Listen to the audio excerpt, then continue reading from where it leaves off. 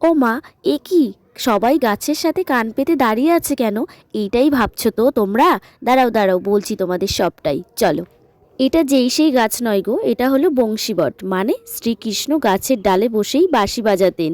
তাই এখনো এই গাছের ডালে কান পাতলে, মন দিয়ে শুনলে এখনো সেই বাঁশির আওয়াজ শুনতে পাওয়া যায়।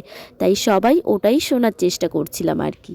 তারপর দেখো, সবাই মিলে চলে এলাম গুপ্ত নিধিবনে। এটা ছিল বংশীবটেরই পিছনেই। আর এদিকে দেখো, সবাই মিলে ময়ূর ময়ূর বলে এত চিল্লাচ্ছিল যে আমি ভাবলাম হয়তো একসঙ্গে অনেক কটা ময়ূর দেখে ফেলেছে। তাই ছুটে গিয়ে দেখলাম আমি মাত্র একটা ময়ূর দেখে ওরা এত চিল্লাচ্ছিল। এরপর আমরা চলে আসি সোজা সোনার তাল গাছ দেখতে। এখানে এসে আমার তেমন একটা খুব ভালো লাগেনি, ওই জন্য আমি ভিডিওগুলো ঠিকঠাক করিনি। বাইরে থেকে যতটা দেখেছি সেইটুকুই ভিডিও করেছিলাম।